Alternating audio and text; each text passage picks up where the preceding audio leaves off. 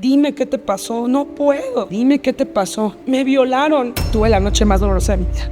Recuerdo que puso sus manos sobre las mías y me empezó a tocar. Me quedo en el suelo limpiando la sangre con mi ropa y empiezo a llorar destrozada. Y nada más escuchaba los gritos y qué iban a hacer y no te hagas la tranquilita si ya sabemos que eres una puta. Yo estaba segura de que me iba a matar. Intenté morirme. Yo tengo mis muñecas con heridas. En otra ocasión lo volví a intentar con todas las pastillas que encontraba en mi casa. Y me dice, oye, ¿y a ti te abusaron sexualmente? Creo que no existe ningún magistrado y ningún juez en el mundo entero que pueda borrar el dolor. Amigos, queremos compartirles una excelente noticia. A partir de ahora estaremos grabando en Preca Interiorismo, un concepto que se desglosa de Mauricio Preciado Diseño y Arte. Ellos son los encargados de crear candiles gigantes que se han colocado en palacios en distintas partes del mundo y también cuentan con diseños de tu medida. Por ejemplo, en Preca pueden encontrar un sinfín de mobiliario con un estilo único y elegante. Su sucursal principal ubicada en Chapalita. Aquí les dejamos la información. Además, si quieres venir a desayunar riquísimo aquí a San Pedro Tlaquepaque, tenemos restaurante Agave. Aquí también te dejamos toda la información para que los visites. Tequila Amor Propio presenta.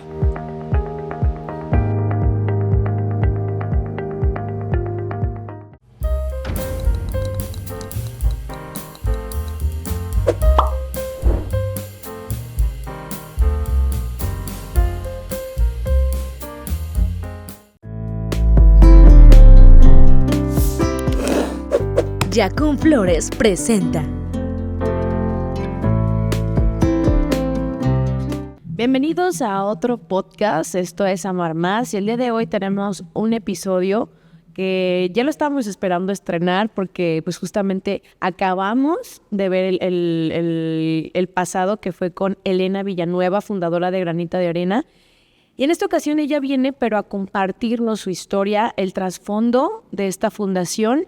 Y pues no me quiero adelantar ni quiero hablar de más. Bienvenida, Elena. Muchas gracias. Me encanta estar aquí en Jalisco con ustedes porque ya las hemos visto mucho, tienen seguidoras que las quieren muchísimo y seguidores en Chiapas y pues aquí estoy con las chicas. Y principalmente pues agradecerte porque nos des la oportunidad de que a través de Amar Más cuentes tu historia, que ya esta es la segunda parte y de la que se va a desencadenar todo de la asociación que tienes para ayudar, de la fundación que tienes para ayudar a niños y niñas que han sido víctimas de abuso sexual infantil. Pero ¿por qué? ¿Qué fue lo que le motivó a Elena a crear esta fundación? Pues bueno, Granito de Arena en mi vida siempre he dicho que es como respirar. Yo nunca dije quiero tener una fundación, quiero que tengamos centros de atención a las niñas, a los niños que han vivido abuso, sino que todo fue de manera muy orgánica. Una cosa me llevó a otra. Doy como dos explicaciones.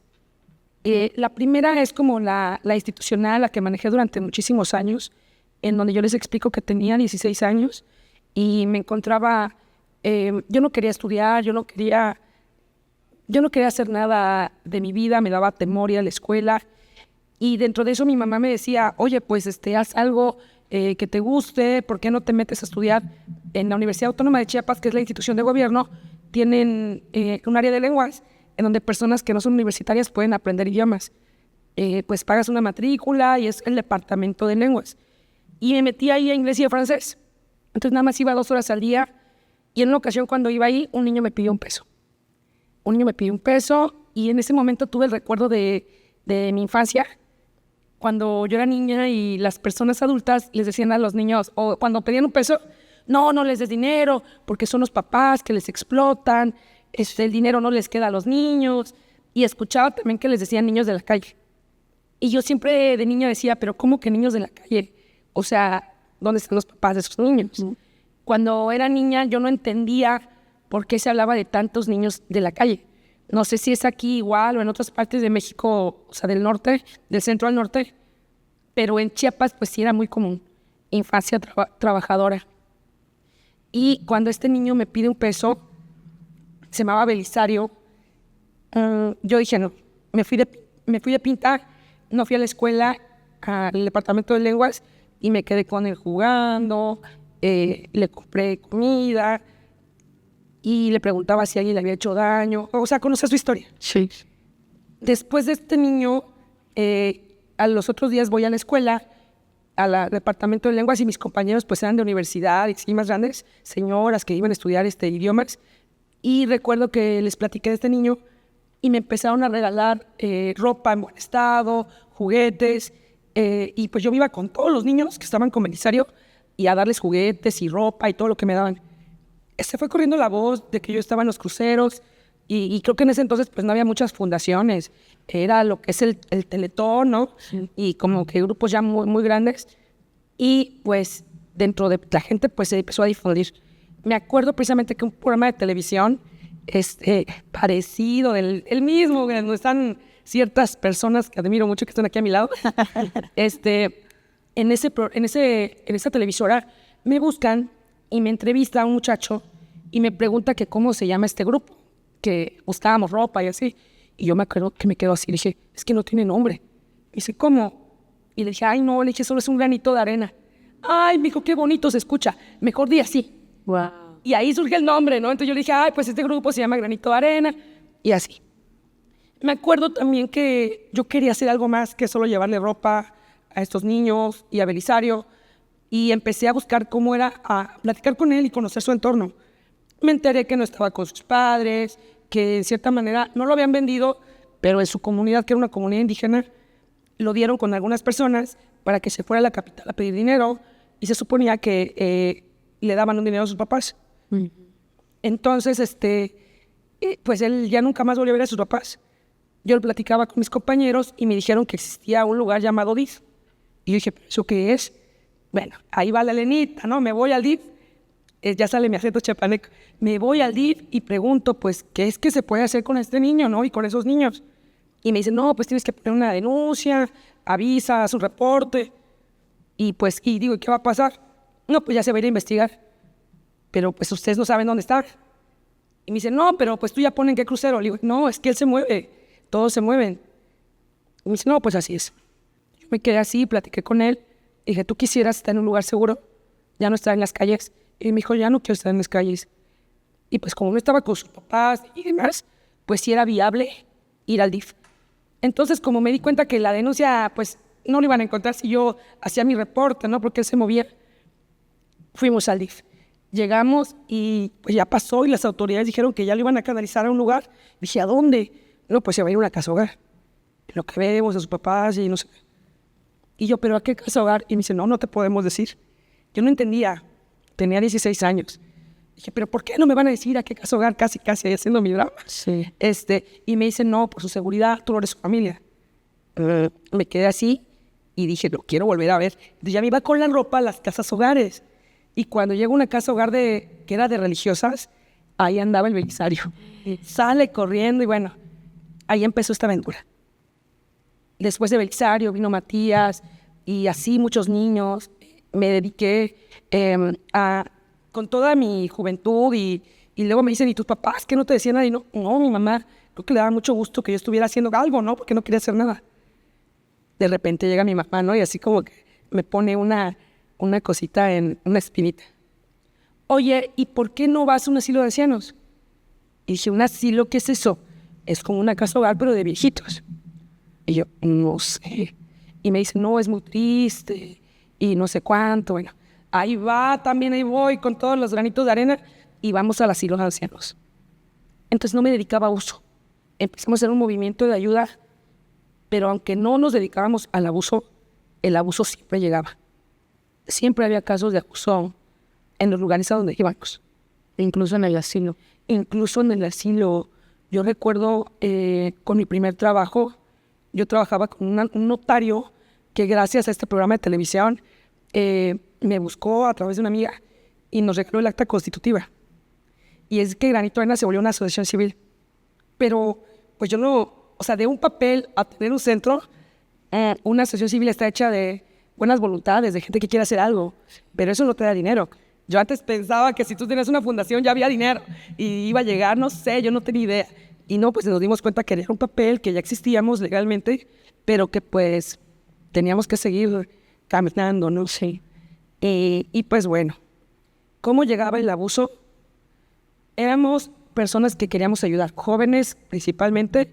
Yo era una de las más jóvenes del grupo. Y de repente llega alguien y dice, ¿por qué no vamos a un anexo? Íbamos a un anexo con personas de adicciones y recuerdo que en el anexo, el director llega y me comenta, oye, Elenita, fíjate que nos trajeron a un niño con autismo. Y yo dije, no lo entendía, ¿no? ¿Cuál era el problema? Y me dice, es que lo pueden violar. Y yo, ¿cómo?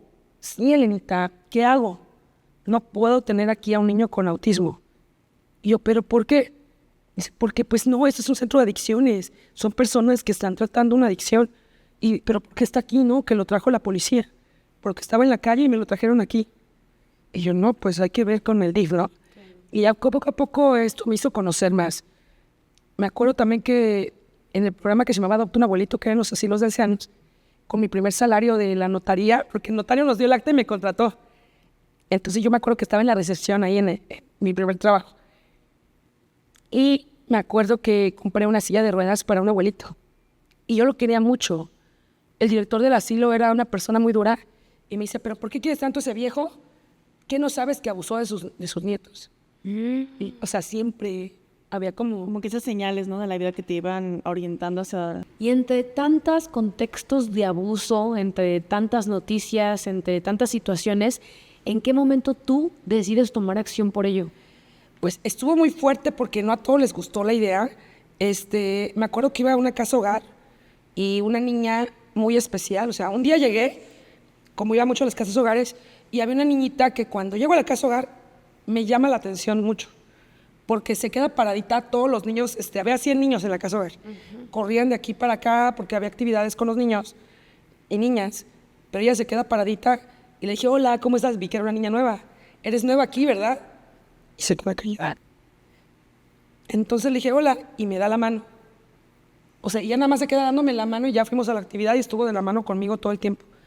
Me acuerdo que una niña, güerita, de cabello corto, unos ojos enormes, muy delgadita, tenía yo creo que 4 años. 4, a muchos 5 años. Y cada vez que iba a la casa hogar, era la primera en llegar y me daba la mano. Pero no me respondía. Y yo le decía, hola, ¿cómo te llamas? Y los niños de la casa hogar que estaban ahí, las niñas, decían, dije, ¿ella no habla? Y me dicen, sí, habla, pero está enojada. Probamos el famoso tequila rosa y quedamos sorprendidas al descubrir que en Jalisco existe una bebida tan genuina. Este tequila se llama Amor Propio y su distintivo color rosa proviene de ser reposado en barricas de vino tinto, lo cual le añade notas de sabor a cereza. Su fabricación es realizada en Tequila, Jalisco. Si aún no lo has probado, no sé qué esperas para hacerlo con tus amigas y preparar unos tragos coquetos llenos de amor propio. Tequila Amor Propio, el único tequila rosado lleno de amor propio para compartir con tus amigas. Y sabe riquísimo. ¿Por qué estás enojada? Y iba con la niña a las actividades. Entonces, cada vez que iba a la casa hogar, esta pequeñita llegaba, me daba la mano, en un periodo de 6 meses conviviendo con ella más o menos, y con los demás niños de la casa hogar, siempre que había una actividad llegaba, y un abrazo, y la manita. Y solamente me habló en 2 ocasiones. En una ocasión me habló para decirme, llévame contigo. Ay, y me acuerdo que la abracé. ¿Qué pensaste en ese momento? Yo dije, la quiero adoptar. Pensaba que era como que muy fácil. Llegué con mi mamá y mamá, es que tenemos que adoptar una niña. Ay, no. Y mamá, sí, claro. Nunca me dijo que no. Y yo siempre dije, bueno, la vamos a adoptar. Pensé que así de fácil iba a ser. Tenía 19 años, más o menos yo en ese entonces. Posterior, me vuelve a hablar y me dice, en una actividad, quiero que seas mi mamá. Y yo así, yo quisiera ser tu mamá, o sea, yo así como muy amorosa, muy maternal, ¿no? En ese momento, pero también muy chica. En una ocasión, y es una historia muy graciosa, pero pues que da un parteaguas, había un muchacho que me quiere invitar a salir y me escribía, no sé si por el Messenger o así, y me decía, Elenita, yo te quiero invitar a salir, y yo así no le contestaba, ¿no? Y me dice, lo que tú quieras, vamos al cine, vamos a un café, vamos por un helado, lo que tú quieras. Y yo así. Y como un día yo quería ir a la casa hogar y no tenía carro. Hola. Pero gracias. Sí, se burlaba, ¿quién se burlaba de esto? Mr. Doctor decía, y ese muchacho, no inviten a la gente a salir, decía, a los activistas. No, pues yo no tenía carro, y entonces le dije, pasa por mí. Bien emocionada, por primera vez me pongo rímel, esto de las pestañas, Para los que no saben qué es el rímel, creo que todos lo saben. Una más larga, Sí. y gruesa, o sea. Entonces, es de las primeras que te pones rímel y bueno, pasa por mí el muchacho y ¿a dónde vamos? Y yo, mira, vamos para acá. Y lo empiezo a guiar, pero esa casa hogar está por un cerro. De hecho, la zona se llama Cerro Hueco, allá en Chiapas. Le hace honor ahí. Sí, entonces es caminitos, pasas como... Y esta Elena me está llevando a un monte, ¿no? Eran como las 5 de la ¡Qué tarde. atrevida, Elena! No, y aparte mañosona, pues, porque lo que yo quería era que me llevara a la casa hogar. Abusiva, aprovechada. Bueno, se para y se queda así viendo y decía casa hogar. Y toca una campana y se escuchan los murmuros de todos los niños detrás de... Era muy lindo porque había una campana grande. Tic, tic, tic. Y dije, ¿a dónde vamos? Dije, no digas nada. Entonces, abren la puerta y ahí voy entrando, ¿no? Y él se queda así. Para eso, yo ya tenía años llegando a la casa hogar y recuerdo que, por ejemplo, cuando me fracturé, yo iba con mi yeso y todos los niños tocaban mi yeso. Cuando tuve mi primer perrito, que se llama Arenito también, yo llevé al Arenito y todos le veían sus colmillos, le agarraban la cola y bien tranquilo el Arenito acostumbrado a los niños. Cuando tuve mi primer carro, lo llevé el carro, entonces entraba un niño y bajaba. Entonces, imagínate, era como que ya una familia que se había hecho bonita. Y para eso esta niña, ¿no? Entonces, cuando llego me dicen, híjoles, te mandó a llamar la directora. Y yo, ¿qué hice? Porque había reglas. Que vayas. Uy. Me acuerdo muy linda. Normalmente a ella le decimos mamá Liz. Llego con la directora de la casa hogar y me dice, Elenita, tómate un vaso con agua. Y yo dije, chino, ¿qué hice? Tomo mi vasito con agua y me dice el nombre de la niña. Me dice, esta niña ya no va a estar con nosotros. Y yo así de, ¿cómo? ¿Pero por qué? Yo tenía muy claro que todos los niños que estaban ahí era por temas de abandono, violencia o quizá por orfandad. No tener padre, madre. Y también sé que las casas hogares no son una instancia para dar niños en adopción. Lo tiene que hacer la autoridad. O sea, ya tenía como esos conocimientos. Y me dice que la niña ya no va a estar con ellos. Y le dije, qué bueno, se solucionó su problema legal. Y me dice, Le dije, ¿qué pasó? Mira, Lenita, es que esta niña vivió abuso. Y le dije, sí, claro, es que todos los niños de aquí han vivido abuso. Porque para entonces, para mí abuso era todo tipo de maltrato. Por eso hago mucho hincapié en que digamos abuso sexual o abuso sexual infantil. Porque pues abuso puede ser para muchas personas como para mí en ese entonces. Y me dice, ¿es que vivió abuso? Y dije, sí, claro. Y me dice, no, Elenita, vivió abuso. Y me queda viendo. Y digo, ¿cómo abuso? Abuso. Así, o sea, nadie decía abuso sexual. Okay. Imagínense que trabajamos con esos temas de infancia. Y bueno, yo estaba muy joven. Y yo, ¿quién fue? Y me dice, fue su padrastro. ¿Pero cómo? Me dice, ella estaba muy mal. Y yo le dije, y todavía no, en mi inocencia, no sé, en mi inexperiencia, digo, ella no estaba tan mal, ella no estaba mal. Y me dice, Elenita, las noches eran una tortura. No. El baño era una tortura. La niña la bañábamos y se hacía pipí. Eso que hablábamos en el podcast de enuresis, los miedos a dormir, miedo a ser tocada. Dice, un día la Procuraduría mandó un oficio para pedir que la niña fuera presentada a un centro de salud para que le hicieran una prueba ginecológica, un examen médico. Y me dice la directora, yo dije, no la voy a llevar ahorita porque está muy afectada emocionalmente, voy a esperar un poco.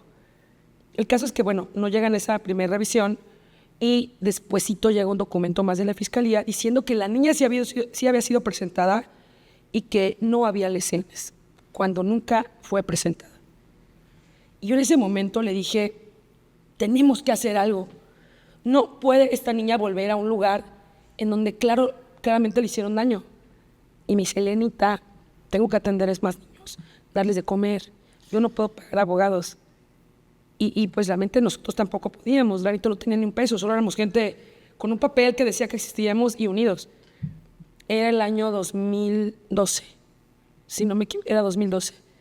Y dije, pero tenemos que unirnos, hacer algo. Elenita, yo no puedo. Pero quería decírtelo porque tú te habías encariñado mucho. Salí llorando, entonces como era mi rímel, estaba yo con las lágrimas negras así. Y sale el muchacho y para eso cuando sale, sus lentes ya estaban pasando de mano en mano de cada niño, ¿no? ¿Y esto qué es? ¿Y esto qué es? Y me queda viendo y me dice, ¿todo bien? Y yo, no, vámonos de aquí. Ya salimos, yo salí llorando y me dice, ¿qué te pasó, Lenita? Llévame a mi casa. O sea, nunca le contesté. El pobre, así como todo sacado de onda, me lleva a la casa y yo, ya no me hables. Y me metí llorando. Yo estaba, o sea, Sí, claro. no me importó. O sea, realmente era querer ir a la casa hogar. Pero pues surge esa noticia. Me acuerdo que una semana entera lloré. Yo quería ir a los espacios de juegos de niños, al zoológico. Hay un parque allá que se llama Convivencia Infantil, que es un parque gratuito. Dije, voy a ir a Convivencia. Había solo una plaza en ese momento en Tuxtla, pero tenía un área de juegos. Dije, voy a ir ahí. Pero luego dije, ¿qué voy a hacer si yo me acerco a la mamá? Y luego me dice que la mamá era como de mi edad y que yo me parecía a su mamá. Oh, güey. Y tal vez por eso la niña tenía Sintió como... esa empatía, ¿no? Sí, como que se parece a mi mamá y demás. Entonces me doy cuenta que era muy ridículo buscarla. Y tuvimos una junta con los granitos de arena, estaban mis demás amigas y amigos, y les conté la historia de lo que había pasado en esa ida, porque pues no fui con el equipo, fui con este muchacho que lo había invitado a salir. Y les dije, tenemos que hacer algo, tenemos que prevenirlo, tenemos que... En ese entonces era la prevención. Me acuerdo que llega una amiga y tenía una hija, mi amiga se llama Alejandrina y es coach, Alejandrina González, y su hija Alexia, que ahorita pues, de hecho es toda una investigadora, estuvo en la NASA haciendo como que es una jovencita. Alexa debe tener 17 años. Imagínate la edad que teníamos nosotros. Y llega mi amiga y dice, quiero que no te preocupes, Clarita. Alexita, ven, llega la niña. Tenía 7 años, o sea, hace 10 años. Sí, tenía 7 años Alexita, o 6. Y dice, Elenita, pregúntale a Alexita qué es el abuso sexual infantil. Y yo me quedé así, ¿puedo? Me dice, sí. Digo, Alexita, ¿qué es el abuso sexual infantil? Elenita, ¿no sabes? Ay, dice, es cuando el agresor te toca tus partes privadas, te dice que es un secreto, que te va a dar dulces, juguetes, regalo o dinero. Pero no es cierto, Elenita, no le creas, eso está mal porque es un atropello a los derechos. Y me quedo así. Wow. Y empieza a hablar de las partes del cuerpo, entonces los quedo viendo a todos y dijimos, ahí está, vamos a enseñarle a los niños eso. Sí. Alexita empezó a ir a los programas de radio, hicimos eventos de prevención. Así es como Granito de Arena se dedica a eso. Claro que no fue fácil porque mucha gente se molestó y me dijo, yo quería las casas de hogares, yo quería los asilos, yo no quería hablar de abuso, no me quiero meter en esos temas. Y mucha gente se fue. ¿Por qué crees que no querer meterse en esos temas? Pues porque es un tema que duele, es un tema tabú, como que algunos decían, me van a decir que por qué me dedico a eso, ¿no? Era un tema...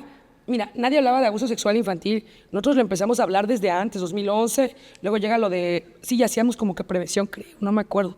Pero ya cuando pasa 2002 y pasa el caso de esta niña, y que me mueve mucho a mí, y que les digo, tenemos que hablar de prevención, y dicen que sí, es cuando abrimos un tema que nadie hablaba en Chiapas. Nadie lo hablaba, ni los gobiernos. Pero también se abrió otra cosa. Y a veces lo llamo la cloaca. Cosas muy feas, historias muy dolorosas. Entonces, esta historia que les conté es la historia que todo el mundo sabía sobre cómo se creó Granito de Arena. Empezó así, poco a poco. Y a ver, tengo 2 preguntas. Una es, ¿qué pasó con la niña? Si supiste después. Nunca más. Nunca más. Nunca más. Obviamente no podíamos acceder a la carpeta y tampoco quise preguntarle el número de carpeta a la casa hogar. Creo que yo ni sabía tanto de temas legales. No supe más de ella. No sé si algún día ella me verá. Casi no digo su nombre. Su nombre, pues es Naomi. Y ahorita pues no sé qué edad tendrá. Yo creo que tiene unos 17 años, 18. Ay, pues ojalá y que pueda estar viendo esto, y si necesitas ayuda, pues sabes que este canal es para ello, ¿no?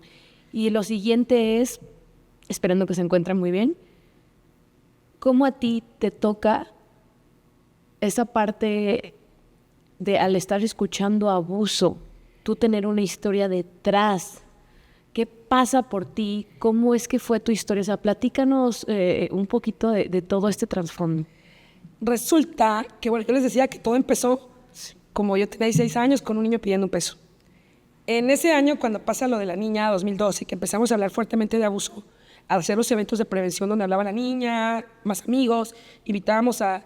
En ese entonces había una organización de cuidado animal y llegaba, ¿no? La veterinaria que se llama Carla, que tenía un grupo se llamaba Procan, creo que ya no existe, y los jóvenes rotarios también llegaban a las actividades. Éramos muy poquitas organizaciones. Sí. En los eventos de juventudes igual, todo el mundo se quedaba ahí. Estos chavos, ¿por qué hacen eso? Porque eran como de deporte, de fauna, de cultura. Nadie de temas... no había jóvenes dedicados a infancia. De hecho, casi no hay que ves organizaciones juveniles enfocadas a este tema, ¿no? Entonces, pues, en una ocasión estaba dando una plática y una terapeuta de la fundación que se llama Mónica Argüello, la invité a dar una ponencia. Estaban esos grupos juveniles que les platiqué y pues era como todo un festival. Habla la niña, ¿no? Y me acuerdo que cuando la niña empieza a hablar, y había muchos niños en el evento, nadie puede tocar tus partes privadas, las partes privadas de las niñas pues son la vagina, las nalgas, los pechos y hasta la boca, no te pueden besar, ¿no? Hay familias que tienen otros tipos de crianzas sin abusos, pero que están acostumbrados a no tener ese límite en la corporalidad de los besos. Yo respeto esa crianza, no la comparto. Pero cuando Alexita empieza a decir las partes del cuerpo, ¡pum!, desapareció la mitad de la gente. Los papás casi tapaban los oídos de los niños y decían, no, vámonos de aquí. Y me acuerdo que yo me angustió y cuando subo mi participación, estaba la psicóloga enfrente y yo empiezo con mucha desesperación a decir, por favor, cuiden a sus niños. O sea, yo no me di cuenta cómo hablé. Pero cuando acaba mi participación, como que yo quería que toda la gente volviera. Y me acuerdo que estaban los chicos en patinete. Yo decía, chicos, bajen. Y de verdad aprendan. O sea, estaba muy joven en ese entonces. Sí. Y bajo y la terapeuta me dice, Elenita, quiero que me vayas a ver a mi consultorio. Y yo, ¿qué hice otra vez? ¿No? ¿Qué hice?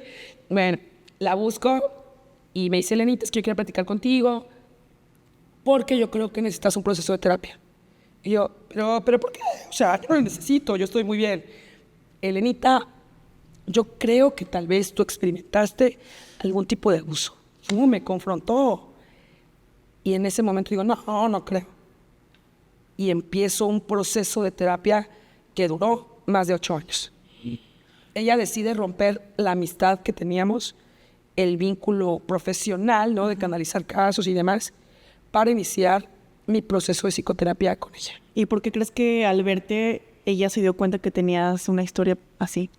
Yo creo que mi expresión como activista era de sufrimiento. Creo que hay muchas causas sociales que inician desde el sufrimiento, pero cuando tú te vuelves salvador, en lugar de ser una persona compasiva, la compasión es algo muy bonito, pero la compasión no causa sufrimiento. Sí. Entonces yo hablaba con sufrimiento. Desde mi dolor, yo transmitía miedo. O sea, yo transmitía mi dolor.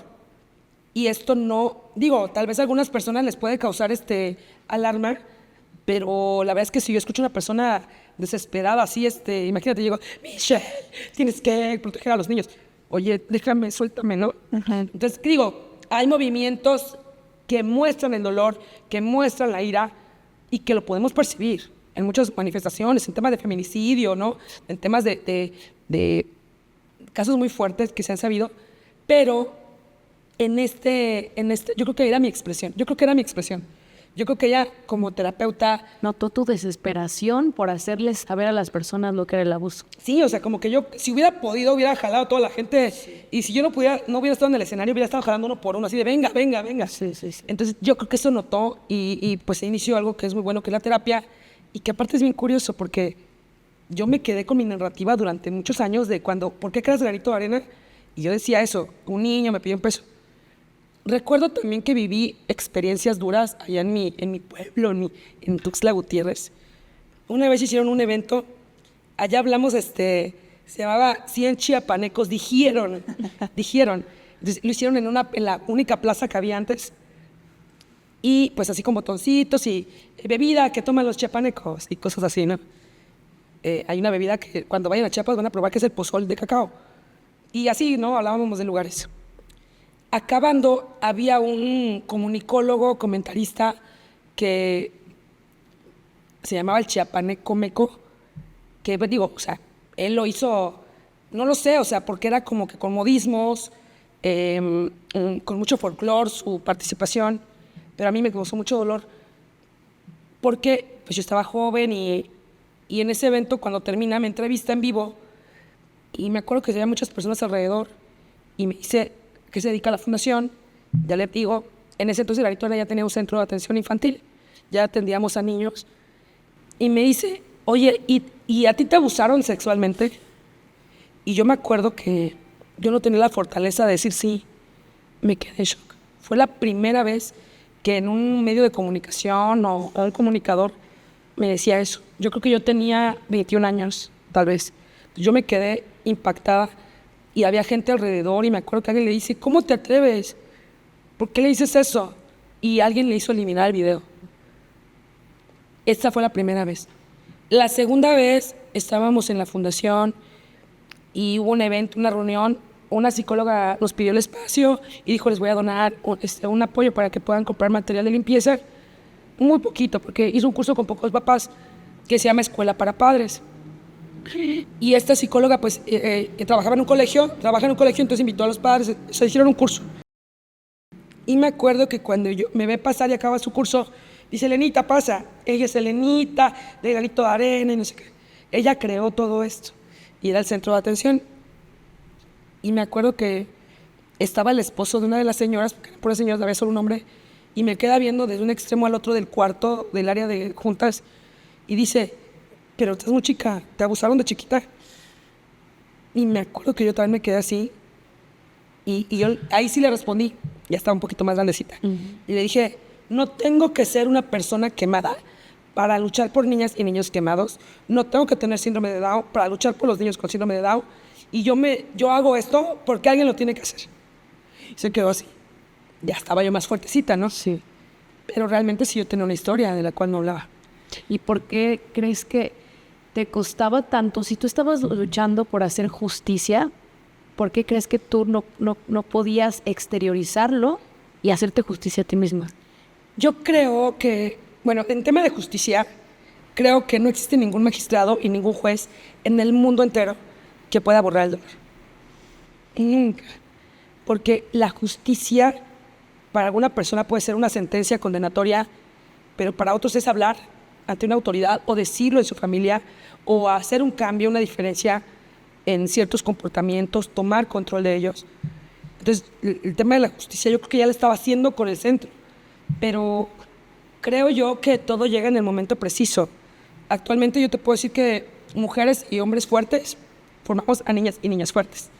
Entonces, yo actualmente me considero, soy una mujer fuerte, que puede hablar de esto y que si me vuelve a decir otro chapaneco meco, ¿te abusaron de chiquita? Yo le puedo decir sí, yo quiero. Y claro, si yo no quiero, no se lo voy a decir. Es mi historia y yo tomo la decisión de decirlo con un objetivo, porque la intención es muy importante. Mi intención ahorita pues no es un morbo ni demás, sino por supuesto compartir para prevenir. Exacto. Y la primera vez que esta psicóloga te invita a una sesión de terapia y te dice, fuiste abusada, ¿se habló en ese momento de la terapia? ¿Lo aceptaste? ¿Lo pudiste hablar? No, la primera sesión no. Y te digo que fue un proceso largo. Ahora lo curioso es, ¿recuerdan la historia del niño? Sí. Yo tenía 16 años y un niño me pidió un peso. Pero, digo, no se va a ver, no sé si se ve en las cámaras, pero yo tengo mis muñecas con heridas. Sí. Y aquí tengo heridas. Y aquí tengo heridas. Tengo mis piernas con cicatrices. Tengo quemaduras de cigarrillo en mis piernas. Aquí no se puede ver, pero sí hay algunas cicatrices, yo creo que de más de, ¿cuánto será? De 15 centímetros. 15 centímetros más o menos, y otras por acá. A los 16 años, yo viví una violación tumultuaria, con tortura, en donde me dejan estas cicatrices. A los 15 años, 14, a los 15 fue la violación tumultuaria, a los 14 vivo una violación, la primera violación, en donde tengo mi rompimiento del himen. A los 5 años, había un monstruo que se metía abajo de mi cama y me hacía cosas horribles. Me abusaba. Y yo me hice pipí toda la primaria casi. Entonces, qué curioso que durante años, pero fue una protección. ¿Cómo surge Granito de Arena? Yo no tenía la fortaleza de decirte, ¿sabes qué? Es que a los 5 años me pasaba esto y a los 14 años me violan por primera vez, a los 15 años me violan 3 hombres y me cortan las piernas con botellas que rompen en los suelos y casi me matan, ¿no? ¿Quiénes fueron estas personas que te hicieron ¿Fue esto? la misma persona? No, fueron diferentes personas y de diferentes edades. O sea, la primera vez que fue a los 5 años. Yo nunca digo quién, o sea, Sí. como por un tema muy personal, Sí, claro. pero era una persona mayor. Ajá. Yo creo que esa persona, cuando yo tenía 5 años, debía tener unos 55, 60 años. ¿Cercana a tu familia? Cercana a mi familia, se gana la confianza, no era un familiar, pero imagínate que llegaba en las noches y se metía a mi recámara. Y siempre me callaba con un shh, y no digas nada, y no grites. Entonces, pues yo creo que por eso yo tenía ese tema de la enuresis, ¿no? De que me hacía pipí en la cama, porque yo tenía mucho miedo, eran las noches. Curiosamente, esa persona desapareció de mi vida y dejé de hacerme pipí en la cama. Pero esa persona, ¿cómo entraba a tu casa? Pues se gana toda la confianza de mi abuela, de mi familia, y realmente era muy agradable, o sea, como que, les traje pan a los niños, les traje esto, y en un tiempo que se quedó, o sea, se llegó a quedar en mi casa en algunos momentos, es donde esta persona hacía eso. ¿Y cuánto duró esto? No me acuerdo. ¿Meses? No ¿Años? creo, no me acuerdo. La verdad no podría decirte, no tengo ese... Hablábamos hoy con una amiga que es especialista en memoria y hay cosas dentro de la memoria que, por ejemplo, uno puede recordar esos como sueños, como pequeños sucesos que no son tan claros. O sea, puedes tener una escena. Sí. Sin embargo, hay otros recuerdos como los olores. O sea, yo recuerdo, no sé si es vaselina, había una cosa que se llamaba, ya no existe, creo que se llama Bill Cream o no sé cómo era, pero era un tarro azul que se ponía en el cabello y que yo recuerdo ese olor, o no lo he vuelto a sentir, una vez lo sentí y dije, ay, o sea, me llevó directamente a recordar a la persona, no el acto.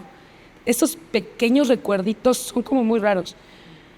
¿Y puedo preguntarte qué tipo de abuso fue el que Sí. le sufriste en ese entonces? Sí, este hombre lo que hacía era bajarme los pantalones y mi ropa interior y tocarme los genitales. No me rompe el himen porque pues eso lo vivo a los 14, pero sí aparte con su boca me hacía daño. Ajá. Y yo recuerdo que yo dormía, entonces yo siempre me despertaba pensando que yo me había hecho pipí y lo que yo tenía era la humedad de su boca. Entonces yo recuerdo que mis piernas temblaban y yo nada más me quedaba así y me subía mi ropita. Nadie se daba cuenta, no sé a qué horas pasaba, pero de ahí lo que yo también recuerdo, y recuerdo más lo siguiente, cómo es la memoria. Tengo esos recuerdos que eran como pesadillas, las pesadillas de que algo iba a salir de mi cama, un monstruo, y luego también esas imágenes que gracias a la terapia llegaron. Pero lo que sí tengo muy vivido, y lo recuerdo mucho más, qué curioso es hacerme pipí en la cama y tener muchas risas y llorar. Llorar, quitarme mi ropita, mi pijama y ponerme ya otra pantaletita y dormirme del otro lado de la cama que estuviera seca. Y recuerdo mucha vergüenza de que llegaban las personas y lavaban mi colchón. Entonces yo cuando llegaba de la primaria ya estaba como que mi colchón secándose y la vuelta, ¿no? Y otra vez. Era como muy constante eso y eso lo recuerdo mucho más que el abuso. Y tus familiares, no sé, mamá, papá, abuelos, jamás se dieron obviamente cuenta de esto. ¡Feliz cumpleaños, amiga! Me gustaría regalarle algo. ¿Qué podría ser bueno? Ya sé, le voy a regalar unas flores de Yakun. ¡Está increíble la aplicación! No inventes, puedes enviar flores eternas a todo México. Hay entregas para el mismo día en Guadalajara y Puerto Vallarta. Tienen un gran catálogo. ¿Cuál le regalaré? Ya sé, estas. Ahora solo tengo que seleccionar el horario y la dirección. Listo, ya quedaron. Espero que le guste.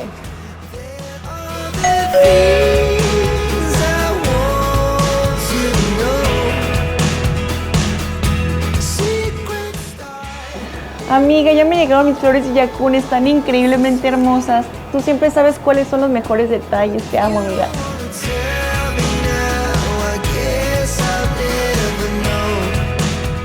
Tus flores Flores están a un clic de distancia. Si quieres hacerle el día a esa persona especial, puedes hacerlo a través de su app o su página web. Tienen un amplio catálogo de todos sus arreglos florales, como baúles, rosas eternas naturales, ramos esculturales como este hermoso arreglo de hoy. No esperes una fecha especial, hazlo ahora a la persona que quieres. La vida es un instante, no la desaproveches. Ya con Flores. ¿O algunas señales de que tú hayas dicho, o sea, algunas actitudes? No. Yo creo, por ejemplo, una maestra me dice que yo era una niña muy tímida, que yo era una niña muy bonita, o sea, me reía, o sea, muy, muy tierna, pero sí recuerdo el podcast pasado que hablábamos de ciertas cosas que proponían estos famosos pedosexuales, ¿no? Uh-huh. Mi mamá era una mamá soltera, o sea, mi mamá se había divorciado de mi papá, entonces mi mamá trabajaba muchísimo, y no es que ella no quisiera estar pendiente de mí, sino que tenía que trabajar. Entonces, yo estaba al cuidado de mis tías, de mi abuelita. Entonces, luego mi tía se va a vivir a Cancún, casi se va a vivir a Cancún, entonces ya no estaba la tía. Entonces nos quedábamos con quien estuviera en la casa, ¿no? Si alguien apoyaba en la casa, pues estaba a nuestro cuidado. Y pasan los años, ¿y cómo fue la siguiente ocasión en la que volviste a vivir este lamentable hecho? La primera vez que, pues no puedo decir que tuve relaciones sexuales, sino que tengo el rompimiento de mi himen. Uh-huh. Yo recuerdo que me había regalado una playera que decía guilty, culpable, y yo estaba chateando en el Messenger con un amigo, se llamaba Luis Andrés, y teníamos la videollamada. O sea, yo siempre recuerdo que yo tenía videollamada con Luis Andrés y que Luis Andrés me pudo haber salvado. Recuerden pues que yo sí omito como más información acerca de estas personas, pues para no afectarles en su proceso personal. Claro. Y aparte yo he perdonado mucho y creo que he tenido la oportunidad de construir algo diferente para otras personas. O sea, perdón que haga pausa en esto y te interrumpa.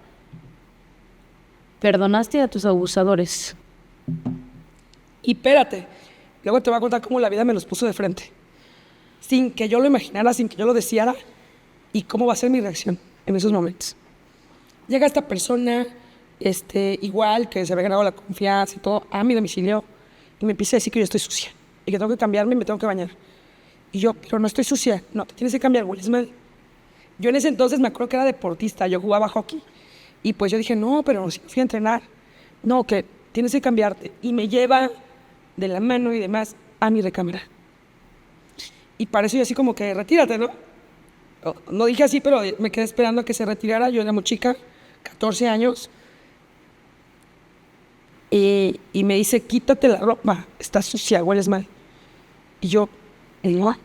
Y me acuerdo que empezó un forcejeo en donde me quita mi blusa. Me quita mi blusa y yo en ese entonces pues no usaba brasier porque pues no tenía mucho gusto, entonces era como que un corpiñito. Entonces me quedo así tapándome, pero con mi corpiñito. Igual empieza el forcejeo y pues me lo va quitando como si fuera una blusa así. Entonces me quedo tapándome y recuerdo que no grité. Recuerdo que puso sus manos sobre las mías y me empezó a tocar. Entonces yo así como que no me hagas esto. Recuerdo también, hay una cosa en la psicología que se llama la despersonalización o la despersonalización o bien la disociación. Sí.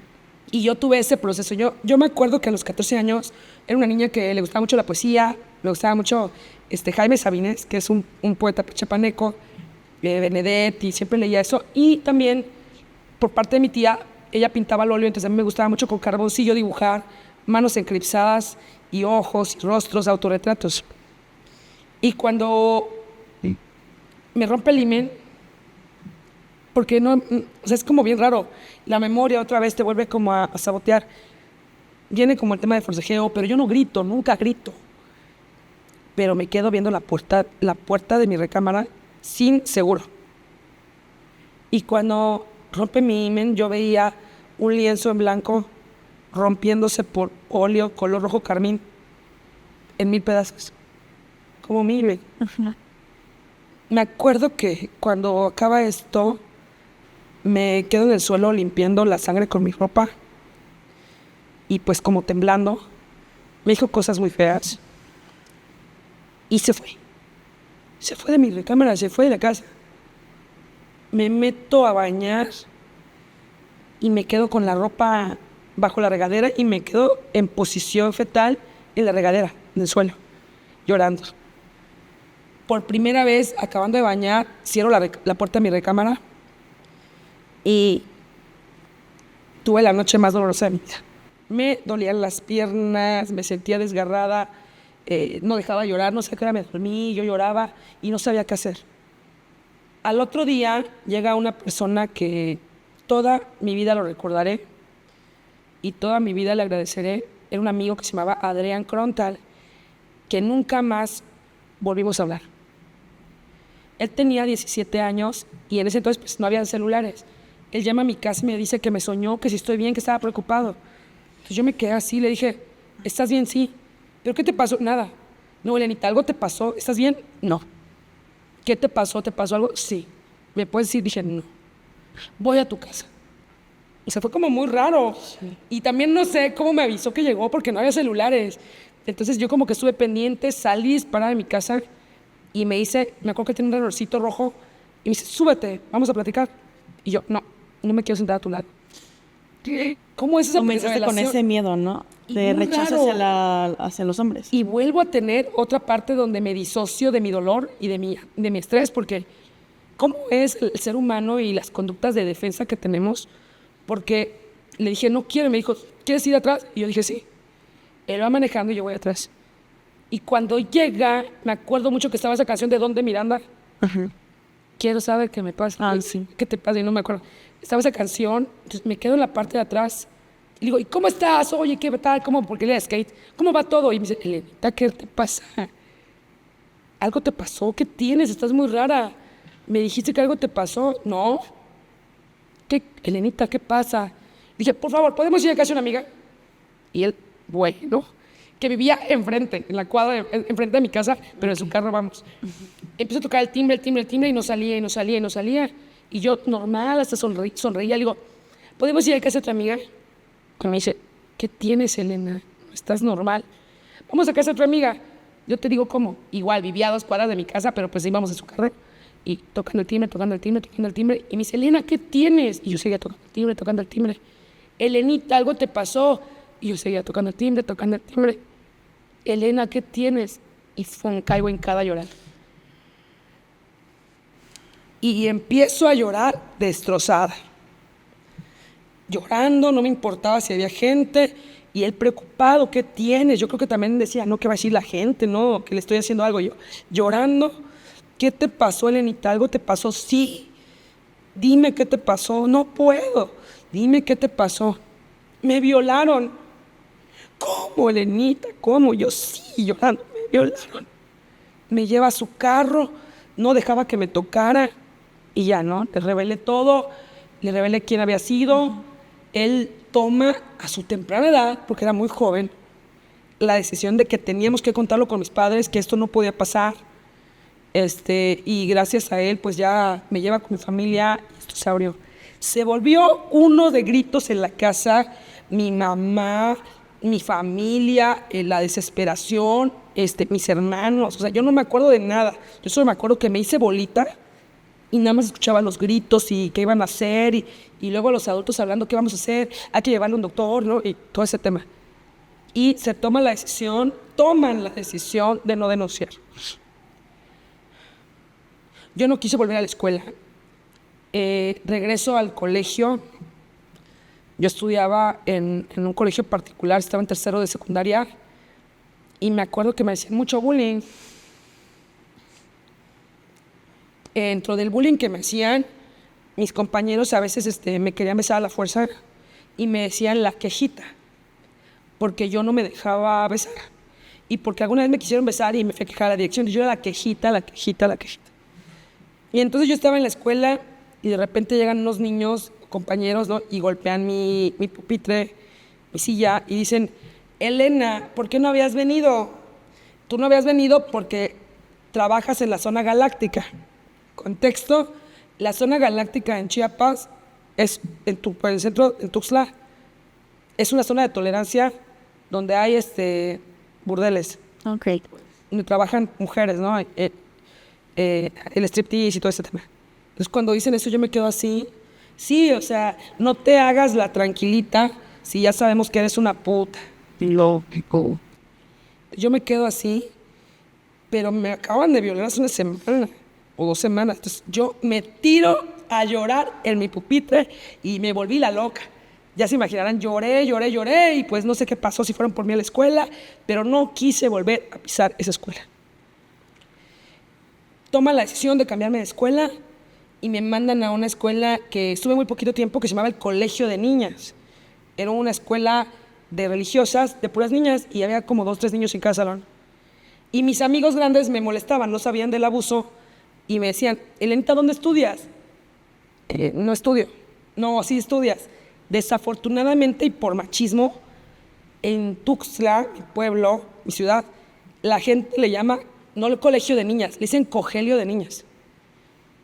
Entonces yo les decía que no estudiaba, y me dicen, no, tú estudias en el cogelio. Y yo otra vez, o sea, yo me sentía fatal. Y te removía todo. Entonces no quería ir, vas a ir a la escuela, no voy a ir. Y luego me voy a otra escuela, otro colegio, y bueno. Y es en ese colegio, en el otro colegio, en donde me quiero llevar con la gente más mayores que yo, chicas de prepa, porque yo repetí el tercero de secundaria. Y me acuerdo que me invitan a una fiesta y le piden permiso. Yo estaba con mi tía y mi tío, la hermana de mi mamá, les piden permiso para que yo vaya a una fiesta.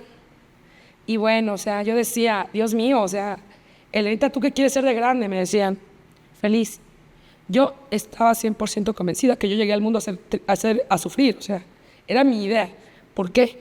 Porque en esa fiesta como que les aburro y se van a un antro, pero por algún motivo no quieren que yo vaya, ¿no? O sea, se van todos y no me llevan, y se les hizo muy fácil dejarme en una esquina, en la calle. Y ahí te vas a tu casa y nos avisas, ¿no? Y se van todas las chicas de prepa. Entonces yo me quedo en una tienda. ¿Sola? Sí, estaba lloviendo muy fuerte. Pues 15 años. Pues 15 años. Sí, yo no tuve fiesta ni nada porque pues yo había pasado todo eso. Para eso yo había querido morirme antes, ¿no? Yo había estado triste. Me acuerdo que en una ocasión, con lo del abuso vivido el primero, me llevaron con un doctor que me había dado unas pastillas que se llamaba diazepam, Sí. que era o para depresión o para dormir, no me acuerdo. Entonces, yo antes de ir a la escuela agarré la cajita completa y me tomé todas las pastillas. Imagínense, yo estaba mal. Yo era una niña que estaba muy triste y que no lo podía decir con nadie, porque me daba mucha pena y porque personas de mi familia que supieron me decían que no lo contara porque nadie me iba a creer, porque se iban a burlar de mí. Y la verdad es que sí se burlaron de mí. Ahorita luego les cuento qué me pasó. Me dejan ahí en esa esquina, en esa tienda. Me acuerdo que compré un refresco, de esos refrescos que eran chiquititos de colores y que le daba la vuelta y comías de la base. No sé si se puede decir el nombre. Sí, claro. El Pau Pau, ¿no? Sí. Que es al revés. Yo estaba ahí, yo creo que era temprano, yo creo que eran las 7, 8 de la noche. Y estaba lloviendo, había un carro estacionado, yo nunca vi ese carro. Y de repente cuando estoy tratando de buscar un taxi o algo un taxi que me llevara, había un muchacho y de la nada ese muchacho me empuja al carro. Habían 3 personas, 3 hombres, uno manejando, y entre 2 hombres yo estaba en la parte de atrás de ese carro. Yo siempre creí que me habían llevado a una casa.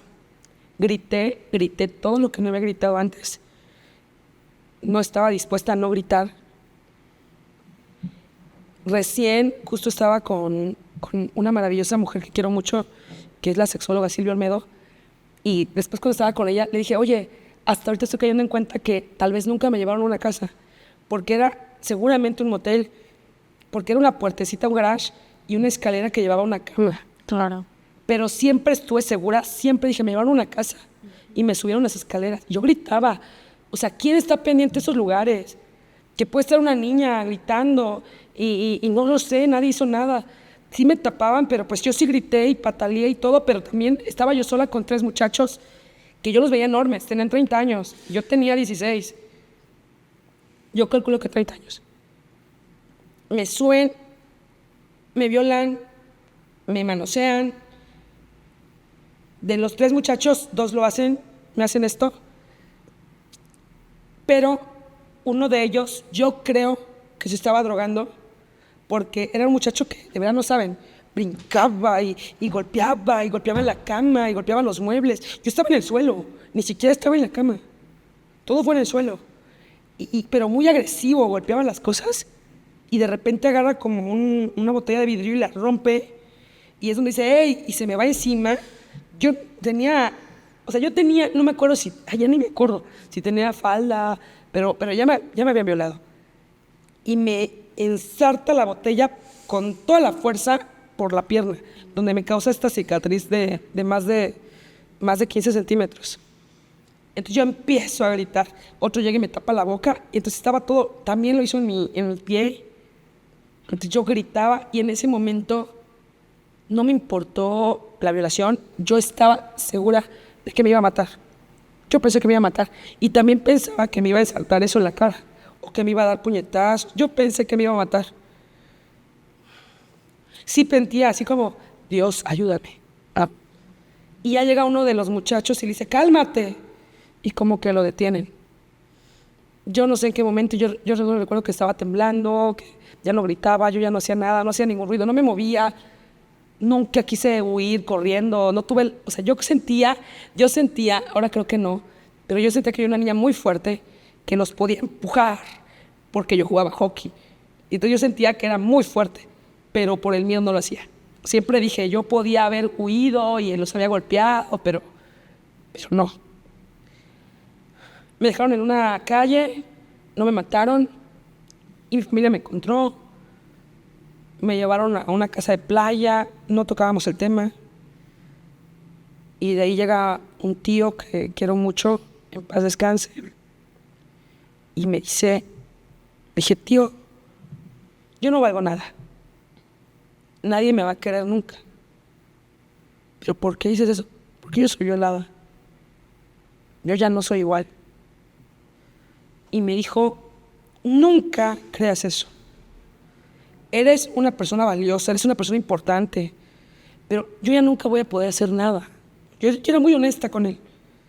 Y me dice, sí, pero ¿sabes qué, tío? Es que me dicen que si alguien se entera de esto, me van a criticar, van a decir cosas de mí, si alguien se entera. No tienen por qué enterarse, y si se enteran y te dicen algo, que te valga madres.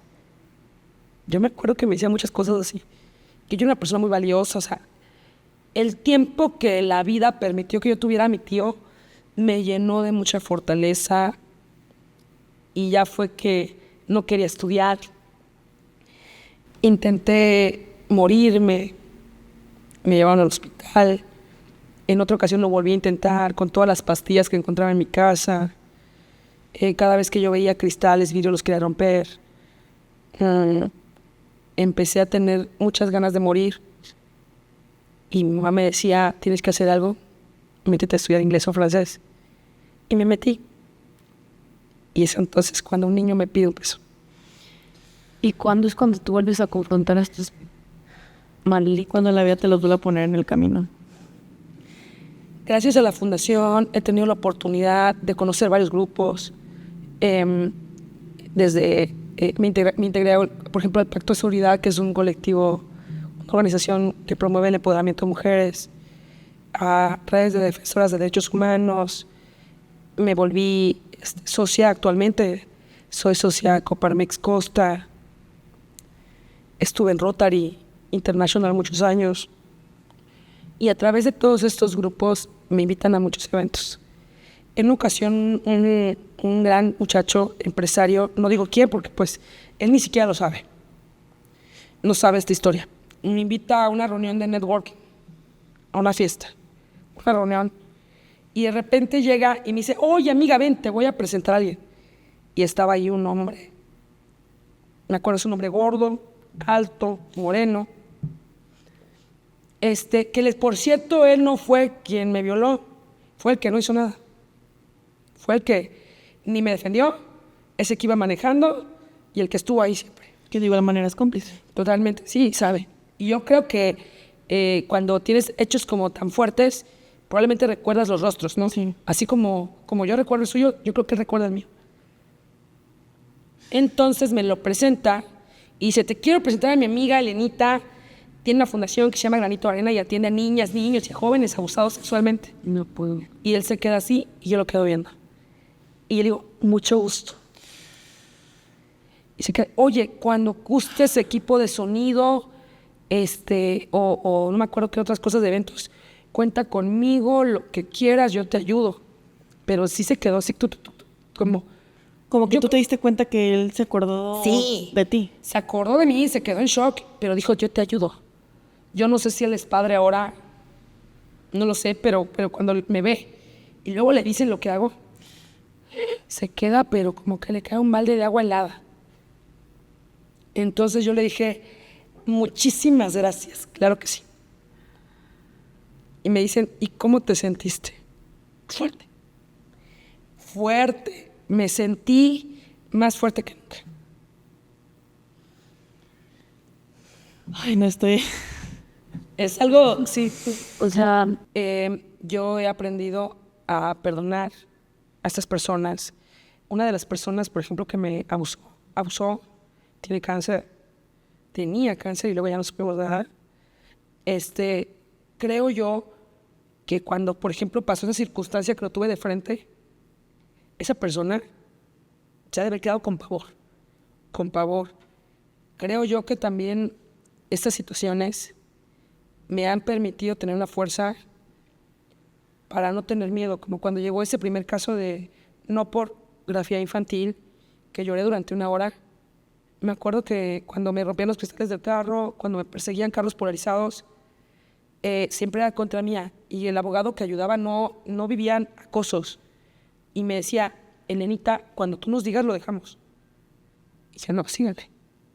Ahorita, por ejemplo, que me atrevo a señalar al coyote, mucha gente me dice, ¿no tienes miedo? O sea, ¿yo qué confío? Confío en que la gente va a voltear a ver este tema, confío en que la gente se va a sumar, confío en que vamos a poder tener seguridad también, que abrir esto permitirá que podamos cambiar no solo el presente de los niños, sino también el presente de esta fundación tan hermosa que está conformada de gente mucho más valiente que yo, está conformada de las niñas y los niños más fuertes que conozco. Se habla mucho del perdón y se dice tan fácil de tenemos que perdonar porque el perdón es para nosotros mismos, ¿no? Pero creo que cuando vives una situación, no solo una, varias situaciones tan difíciles como la que tú viviste, ¿cómo fue que Elena logró perdonar a todas estas personas? Sí. Tomé una decisión y es ser feliz. Ser feliz, pero también aprendí a ser como muy conscientes de los entornos, de las circunstancias en las que yo me encontraba. Creo yo que también cuando vivo esto, mi propio activismo, mi actividad, si de por sí ya era muy formal, porque digo, o sea, somos una institución que atiende infancia. No, que Elena, vente a la marcha y no es que no quiera, la verdad es que si voy a la marcha tengo que cerrar porque no, ¿quién más va a cuidar aquí, no? Y tenemos consultas de niñas y niños. La fortaleza de ir a juicios. Yo creo que cuando perdonas, te liberas de sentimientos que al final te dan sufrimiento. Recordemos que el llorar es sufrimiento, pero también la ira, esa ira también te lastima. Y yo he aprendido a transformar, a transmutar. Yo en algún momento lo hablé con algunas mamás. Digo, cuando logres perdonar, porque tienes que ser feliz y tienes que ser fuerte, vas a encontrar una energía increíble que te va a permitir transformar muchas cosas. Y me acuerdo que una mamá, el agresor de su hija era el papá de ella. Fue el papá de ella, o sea, el abuelo, y decía, mi papá, Elenita, fue el mejor papá del mundo, pero abusó de mi hija. Nunca lo voy a perdonar. Y está en la cárcel, pero nunca lo voy a perdonar. Y yo le decía, suelta y perdona, porque tú te mereces una vida plena y feliz, no estar con ese resentimiento, con ese odio. Entonces, y volvemos al tema de la justicia que decías, Michelle. No, pero la justicia, ninguna persona en este mundo entero, juez, jueza, magistrado, va a borrar el dolor. Y ningún terapeuta te va a borrar una experiencia. No existe la terapia de olvido. Entonces, pero con esto que tenemos, ¿qué podemos hacer? claro. Pues tenemos esta opción o esta opción, en el caso de la alegría y sufrimiento. Entonces, Yo 1000 veces voy a apostar a la alegría. No merecemos, niñas y niños, con un resentimiento a las instituciones, con un resentimiento hacia las personas. Es como que dijéramos a los niños, a las niñas que vivieron abuso por parte de un papá. ¿Cómo este niño, como decías de una mamá, ¿no? ¿Cómo este niño va a poder confiar en una persona adulta? Pues si no se trabaja y no se sana esta experiencia, nunca. Es como el caso ahorita que comentabas de que abusó el papá de esta mujer de su nieta. Me recuerdo el caso de la hija de Alejandra Guzmán, de Frida, que fue un caso, y creo que hasta la fecha sigue siendo un caso muy polémico, en el que ella dice, pues es que hay videos en los que se ve como Enrique Guzmán de repente pues me tocaba de una manera pues inapropiada y pues yo me imagino en el caso de Alejandra Guzmán, pues es como esta parte de sentir, estar entre la espada y la pared, es mi hija, pero pues es mi papá, la persona que según yo más me quiere. ¿Qué piensas de este caso? Qué difícil, o sea, me duele muchísimo lo que, o sea, bueno, no me duele, no puedo decir que me duele. Tengo mucha comprensión de lo que ella ha experimentado, yo le creo sin duda. Yo creo que, digo, hay casos de personas que mienten en testimoniales y es lo más doloroso porque eso provoca que no le crean a los niños y a las niñas que lo han vivido. Inclusive hay un caso donde unas niñas, igual de un caso famoso, de una persona famosa, admiten después de mucho tiempo que tuvieron que mentir por una alianza con la madre. Pero en este caso, veo, por ejemplo, que ella no está como en un tema de proceder legalmente, una afectación. Yo le creo, pero también yo le invito a que haga algo, que se sume granito de arena.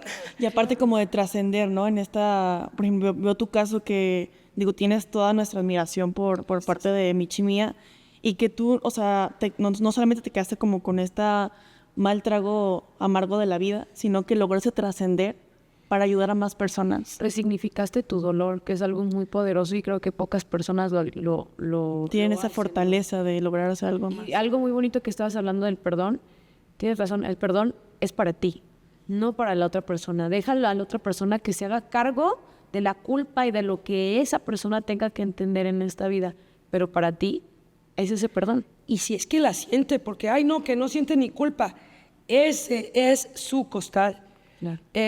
Si hay un tema legal, las autoridades van a juzgar. A veces pasa mucho, ¿no? Que es que no salió, no se quedó en la cárcel y luego el niño no habló en la fiscalía y el asunto se cayó. Bueno, ¿y ahora qué hacemos con esto? Entonces significa que si no hubo un tema legal, no va a haber una sanación, no continúa la historia. Entonces, yo creo que él también, cuando hay sentencias condenatorias es maravilloso. A veces llegan y dicen, oye, pero les dieron muy poquito de sentencia, les dieron solo 3 años, 5 años.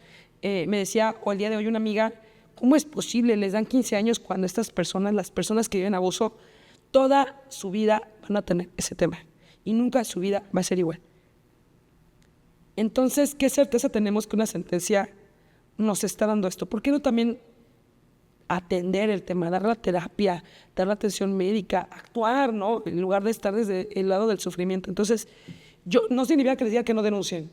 Una cosa es lo que yo tuve que vivir, porque pues, al final no se hizo en su momento, ya pasaron, híjoles, ya... Por falta de información también por parte de tu familia, Sí. sin duda, porque no había estas herramientas que el día de hoy tenemos. 19 años después, o sea, vamos a...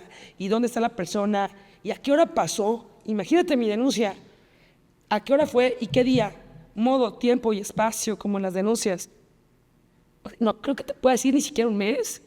O sea, y digo que es bien complicado. Entonces, yo lo que creo que puedo abonar muchísimo más es en la creación de los protocolos, los manuales preventivos, hacer acciones que realmente cambian el presente de las niñas y de los niños que queremos compartir a todo el mundo. Y a las personas que nos están escuchando, nos están viendo, ya sean hombres o mujeres, que se sientan identificadas con tu historia, que diga, yo viví un caso de abuso, yo pensé que solamente era cuando había alguna penetración, pues eso para mí es abuso, y que se están dando cuenta a través de este segundo episodio y del primero que dicen, ahora entiendo que el abuso sexual no es solamente eso, ¿no? Hay más cosas. ¿Qué les dirías para que se atrevan a alzar la voz? Yo les invito a sumarse, a localizarnos, al teléfono celular de Granito de Arena. Toda la información está aquí Sí, va a aparecer aquí. en la descripción para que nos puedan localizar. En Instagram estoy como Elena Fundación. Yo les invito a romper el silencio y también les invito a que se sumen, ya sea como padrinos, madrinas de terapia, desde 10 pesos, 1 peso, lo que sea. Sabremos, porque a través de PayPal tú entras en la página de fundaciongranitoarena.org y arriba dice donar, y ahí tú puedes decidir qué lo quieres hacer mensualmente o solo una vez. O también se pueden unir a la campaña de Compartir es Prevenir, o buscarnos para hacer cursos, capacitar.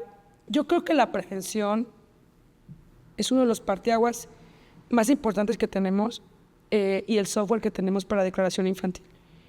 El software es un títere virtual en donde las niñas y los niños hablan con un personaje que es manejado por un ministerio público o por una psicóloga que quiera dar terapia, cualquier autoridad, inclusive un juez o una jueza. En niñas y niños muy pequeños o niñas y niños con discapacidad es muy difícil que hablen con un adulto. Entonces, esta herramienta la queremos dar a las autoridades, no vender. Se las queremos dar sin costo. Y llegan y me dicen, ¿cómo se te ocurre que les vas a dar esto? Mejor que no les pides dinero a las autoridades. Una, no les importa. No es un tema prioritario, sino ya lo tuvieran. Ajá. O tuvieran muchas herramientas, o todos los peritos, y tuviéramos otro sistema. Queremos hacerlo porque creo que tenemos que compartir lo que funciona. Y no se trata de un costo. Yo y la Fundación nos sentimos mucho más felices de que las niñas y los niños de toda la República o de otros países puedan declarar ante una autoridad. Entonces queremos darlo. No, me parece excelente esta herramienta porque creo que si una persona, un psicólogo, tú como padre llegas y le preguntas, pues el niño no va a saber cómo responder. Al contrario, si muestras como alguna imagen como la que tú comentas, que es de manera virtual, pues probablemente sienta una mayor empatía y se atreva a hablar. Educación sexual. Sí, y también en temas de prevención, contamos con Arenito, que es una estrella de mar de Arenópolis, que les enseña a las niñas y a los niños los 5 puntos de la prevención del abuso. Está en YouTube o en Spotify, pueden buscar El cuidado de mi cuerpo con Arenito. ¿Y qué sucede? Llegan amigas y me dicen, ¿cómo se te ocurre que vas a regalar tu trabajo para que la gente lo dé gratis? Y yo, no es solo gratis, es sin costo. Y claro que se me ocurre, porque Granito de Arena no puede ir a este pueblo, o sea, no hay manera. Pero ¿qué decidí cuando dije esto tiene que compartirse? Y es por eso que te decía, mi enfoque ha sido actuar, pero no solo desde algo empírico, no, con sustento. ¿Por qué no crear una metodología? ¿Por qué no crear un cuento infantil? ¿Por qué no crear cartas descriptivas buenas que la puedes hacer tú, que lo puedes hacer tú, que lo puedan hacer las personas que están aquí en el set? Que lo puedan compartir con una maestra de preescolar, con la directora de una guardería, a las autoridades de la policía que dan prevención, y que puedan dar la prevención, que puedan entrar a la página, descargar un arenito, lo imprimen, ya sea en un peluche, en un tabloide. Sí. Yo creo que esto tiene que llegar a todos. Entonces me decían que es muy tonto, porque ya no vas a poder meter proyectos para obtener financiamiento en prevención. Casi no hemos tenido proyectos de prevención. Los que han habido han sido muy buenos y nos han permitido recorrer municipios indígenas de nuestro estado, pero de ahí, ¿por qué no compartirlo, no? Claro. Entonces yo creo que eso es lo que se tiene que hacer, porque una fundación, digo, no somos el Teletón. Ojalá que Granito de Arena pudiera tener esos recursos y esa proyección, esa visibilidad. O sea, de verdad que todos recordamos los colores que tiene el Teletón, ¿no? Sí. Pero, o la empresa esta de refresco de cola rojo, todas lo ubicamos. Pero ¿quién ubica prevención del abuso? ¿Quién lo abandera? ¿Quién lo propone? No sabemos ni qué color es lo que comentabas hace rato, que es un color azul, pero no lo sabemos. No lo sabemos. Entonces, mi idea es esto. Actualmente, pues, vengo de algunas visitas con las autoridades para poder ver quién está interesado, ¿no?, en tener estos materiales, en compartirlo, en que esto sea de México para el mundo, de Chiapas para el mundo, no de una fundación, sino que sea de las niñas y de los niños, que estén en las lenguas indígenas, que estén en otros idiomas. Entonces, ese es un sueño que tengo y espero que se haga realidad. Lo vamos a lograr en conjunto, compartiendo, y también a las personas que les interese podemos dejar tu correo electrónico aquí para que también se contacten contigo, ¿cierto? Claro que sí. Está toda la información. En los casos de abuso que nos quieran contactar, recuerden en el asunto poner SOS Ayuda. Ok. Si hay un caso de abuso, con SOS Ayuda en el correo de la fundación, pueden mandarnos su caso pero si te quieres unir también, puedes decir, quiero apadrinar, quiero apoyar, quiero sumarme. Y en el tema de las pulseras de compartir es prevenir, pues igual en la página pueden encontrar la información. Yo quiero preguntarte cómo se siente Elena actualmente al ver cómo su fundación ha trascendido y cómo ver, me imagino esas caritas de los niños de cómo entran y cómo salen. ¿Qué es lo que siente Elena? Eso es lo que más me llena. Creo que el corazón de la fundación son las niñas y los niños. Actualmente, bueno, antes yo decía que tenía un sueño. Y mi sueño era que Granito de Arena pudiera vivir sin mí para que yo también pudiera vivir. Y no me refiero a que yo no viviera, sino que conscientemente tomé la decisión de privarme de cosas que pudieran ser muy divertidas para cierta edad. Yo crecí con Granito de Arena. Yo crecí, estudié, acabé mi carrera siendo ya coordinadora de servicio social. Yo tenía 19 años y llegaban chicos a hacer sus prácticas conmigo y esperaban una señora.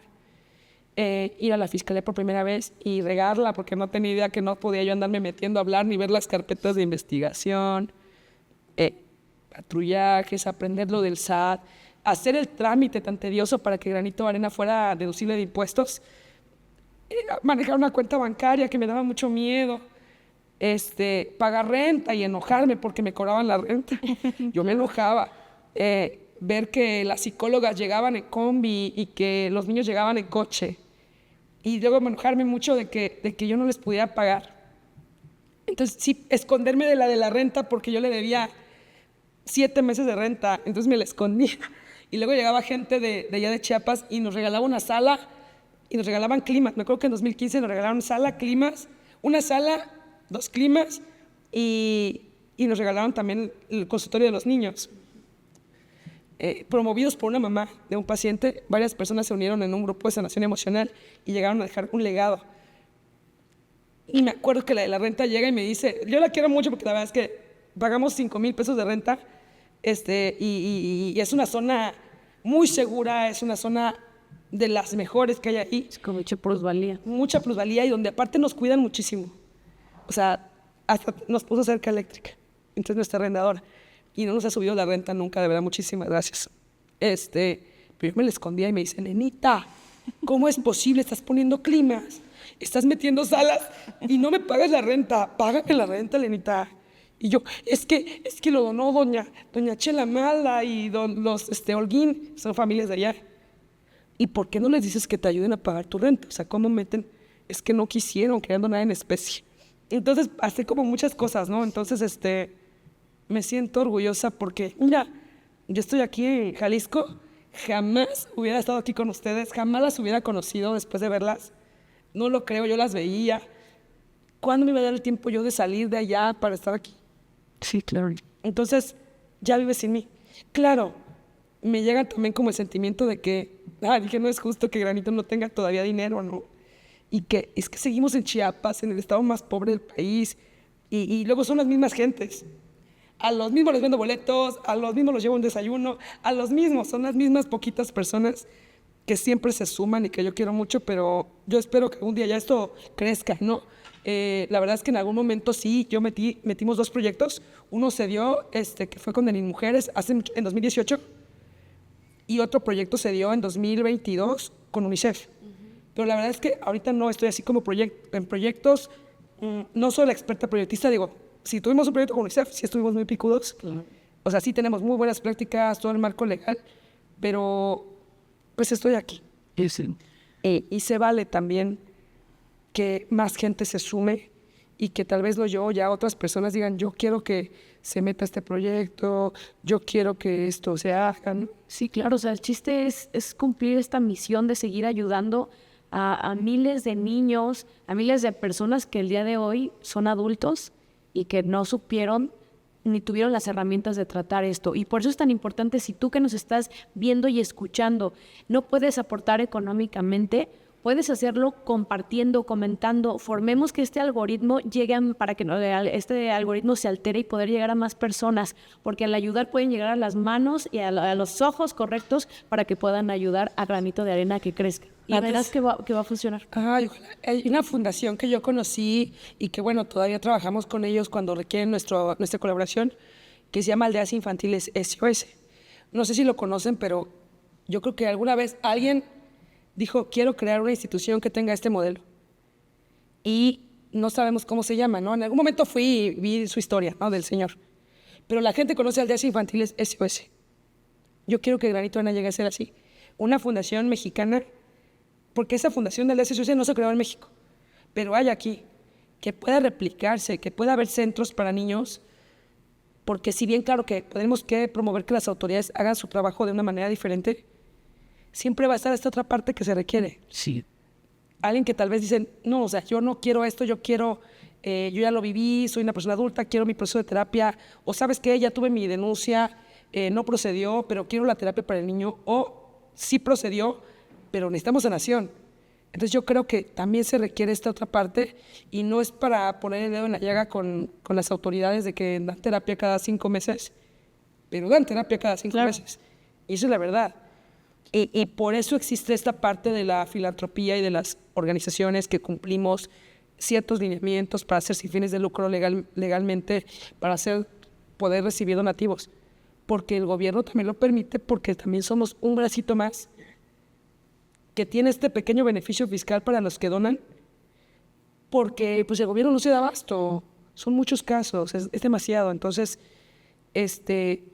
yo quiero invitar a las personas que se quieren sumar, pueden donar lo que quieran. La verdad es que les voy a decir que son muy poquitas personas que donan. Que les interese un deducible de impuestos y demás, no. Son más personas que se suman como microdonantes, de 50 pesos, de 100 pesos. Hay donativos de 15 pesos y dicen, Elenita, ya se reunió alguien de 15 pesos. Y yo, claro, cada peso ayuda a esta causa. Y Granito de Arena aparte tiene un reconocimiento de institucionalidad y transparencia que nos dio el Centro Mexicano de la Filantropía. Manejamos un esquema de transparencia en donde hay un grupo de personas que son donantes y que también ellos verifican que se cumple el objetivo. Sí. A dónde se fue el dinero, qué se compró, inclusive ya luego dicen, no, mira, están esos proveedores, y también hay otras personas que los apoyan para que no se gaste tanto, nos donan material de limpieza. Todo suma. Antes de terminar, pues me quedé pensando en, quisiera hacerte una pregunta algo profunda, ¿en qué le dirías a esa Elena del pasado que tuvo tanto miedo, que creyó que no iba a salir adelante? ¿Qué le dirás actualmente a esa Elena del pasado en sus diversas etapas? Todo va a estar bien. Todo va a estar bien. De alguna u otra manera, estas circunstancias que en ese momento cuando estás aquí en el vaso ahogándote, o sea, crees que no hay salida. Pero yo le diría, todo va a estar bien. Y tampoco cambiaría lo que viví. No diría, porque me dirían, ¿cómo protegerías a esa niña, no? A esa Elena cuando era niña. Creo yo que tenía que vivir lo que viví. O sea, estoy sin duda seguro. Bueno, pues no hay otra manera, no hay manera de siquiera de saberlo. Si no te hubiera pasado esto, ¿qué hubiera sido? Porque yo decía mucho, cuando viví esos abusos, no, es que si no me hubieran violado, yo sería como mis compañeras, ¿no? Mis compañeras, tengo compañeras que pues salían de fiestas, se divertían muchísimo, ya se casaron, tuvieron hijos. Yo ahorita sería normal, estaría en un trabajo normal, en donde vas, vienes, tienes cierta seguridad, pero en lugar de dedicarme a mí y de enfocarme ¿sabes qué? Quiero ahorrar dinero para tener un coche, quiero ahorrar dinero para tener una casa, o sea, pensar en eso. No era, tengo que buscar dinero porque, imagínate, o sea, mis 20 años, agua, luz, teléfono, internet tenía que pagar. Y luego cuando ya teníamos que pagar los trabajadores, me enojaba.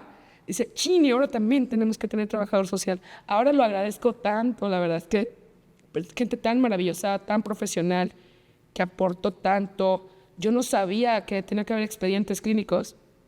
Yo no sabía que hay que meterle a los niños que les den retrovirales para que no tengan enfermedades. O sea, realmente creo que no por nada se unió de gente tan buena, tan profesional. Hay una psicóloga muy buena que yo quiero mucho, que es la maestra María Eugenia Ramírez. Está la maestra Magali Palacios, que es de hipnosis ericksoniana. La maestra María Eugenia Ramírez, terapeuta gestal. Son sus maestrías. Mónica Arguello, que es sistémico familiar. La maestra María Exali, que tiene años en Granito de Arena, que ya se quedó, también es de las más jovencitas, que es maestra en terapia infantil, un enfoque analítico, psicoanalítico. El doctor Kleiber, cognitivo-conductual. O sea, me llevaría mucho mencionándolos a todos, la psicóloga Soreli de Tapachula, Chiapas, que es la frontera con México y Guatemala, que está diariamente atendiendo personas también en línea. Sí. Tiene pacientes de Coahuila, de Nuevo León, de otros países incluso, niñas, niños y adultos.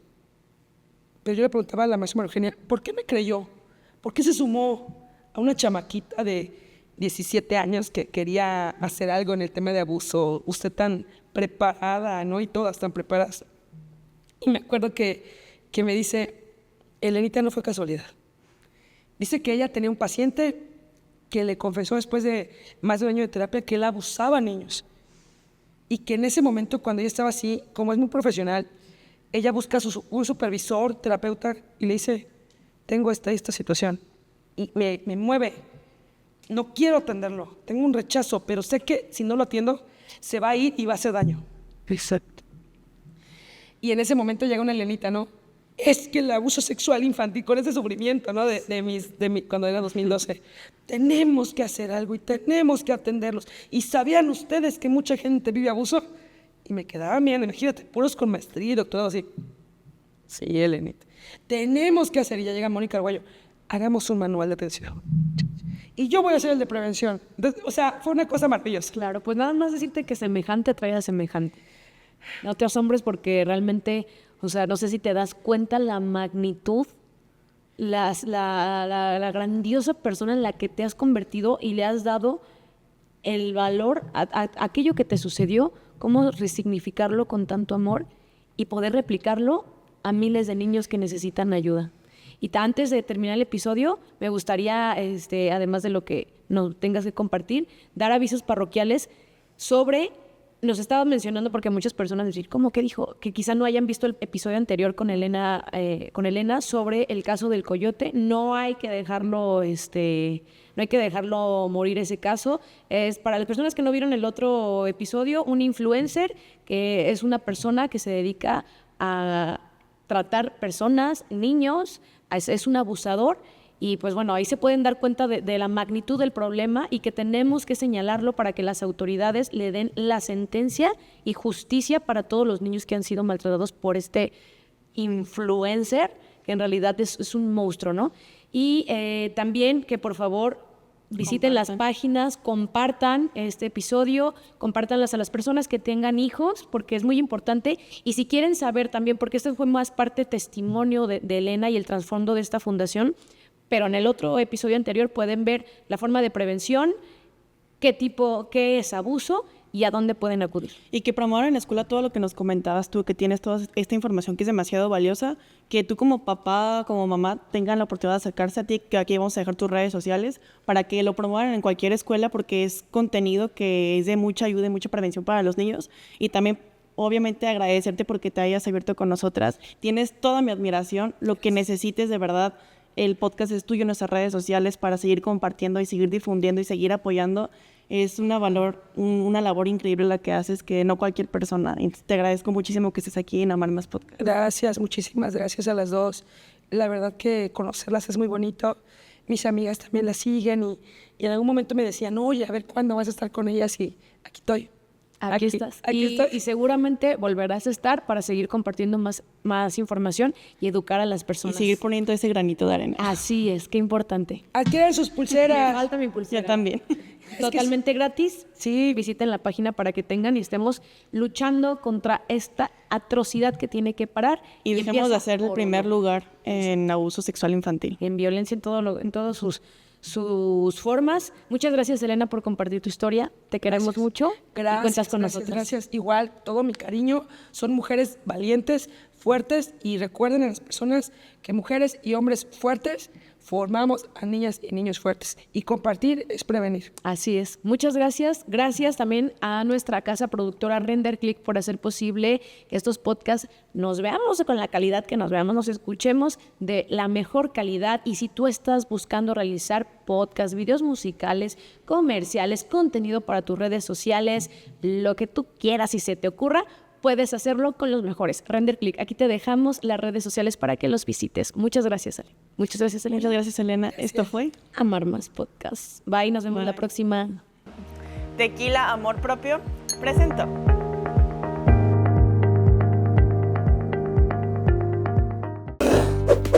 Ya con Flores presentó.